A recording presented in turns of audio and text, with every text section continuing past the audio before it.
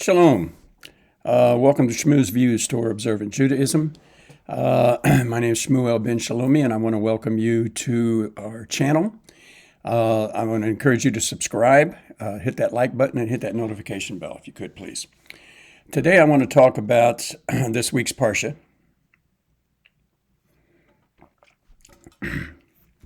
As I was reading this week's parsha, Vayeilech, I was struck by the fact that we human beings, at least as we are presented in much of the Bible and other ancient texts, seem to be either hard-headed, self-centered, self-indulgent slugs with very sharp memories, or many of the stories of the past are highly exaggerated. Now, Parshat Vayeilech opens with this sentence: Moses went and spoke these words to all of Israel. Whenever any portion of the Bible begins with someone speaking to a people, what follows is intended to be very important. It will be full of new information, clarifications not before revealed. In this case, Moses is telling this generation of Israelis that after leading their parents and grandparents, and now this surviving younger generation for the last 40 years, he will not be going on the final leg of the journey with them, because he is too old. Or as he puts it, quote, I can no longer go out and come in, for Hashem has said to me, you shall not cross the Jordan. He then informs them that Joshua will take his place, and they are to follow him as they followed Moses. There has been a lot of debate by the sages and rabbis over the centuries as to why Hashem would not allow Moses to continue leading them into the land of promise. Was it because he was now 120 years old and not physically up to the task? Perhaps. Even Moses alluded to that as a contributing factor. Or was it because a few years back, Moses struck the rock to get water instead of just commanding it to bring forth the spring of fresh water? Could be.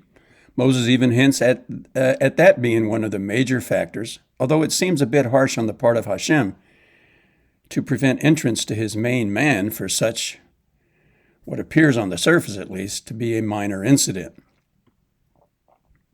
I think the real answer to this ancient question as to why Hashem would not allow Moses to take the people on this last leg of the 40-year journey is quite clear from the text itself. Hashem, and this is from the parsha, quote, Hashem, your God, he will cross over before you. He will destroy these nations from before you, and you shall possess them. Over the last 4 decades, the people had come to rely almost exclusively on Moses as their leader, their judge of major disputes, the oracle of Hashem's words to them, and their father figure. With the original generation now gone, except for Joshua and Caleb, this new generation and children of former Hebrew slaves, as much as they loved their grandpa Moses, no longer needed him. Moses did his job very well and raised a generation of Jews ready to take the land promised to them.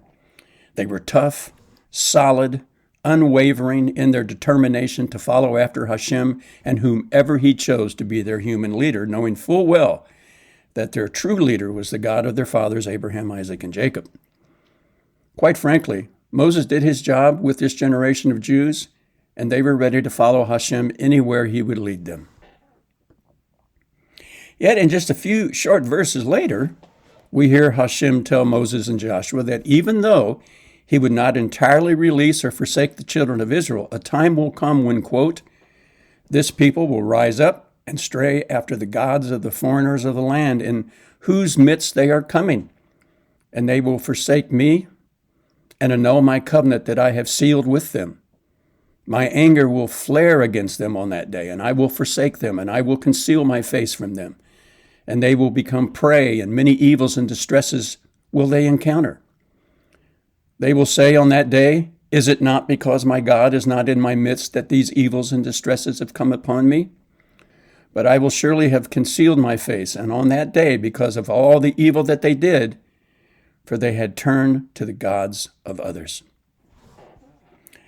At least for me, this sums up perfectly why extravagant displays of Hashem's power, the open manifestation of his majesty and mighty presence are never going to be enough to move a people in staying with or even returning to Hashem.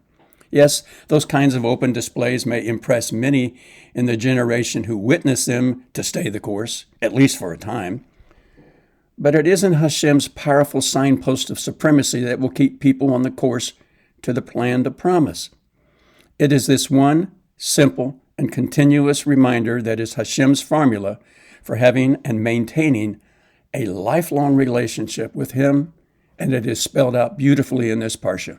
Quote, Moses wrote this Torah and gave it to the Kohanim, the sons of Levi, the bearers of the Ark of the Covenant of Hashem, and to all the elders of Israel.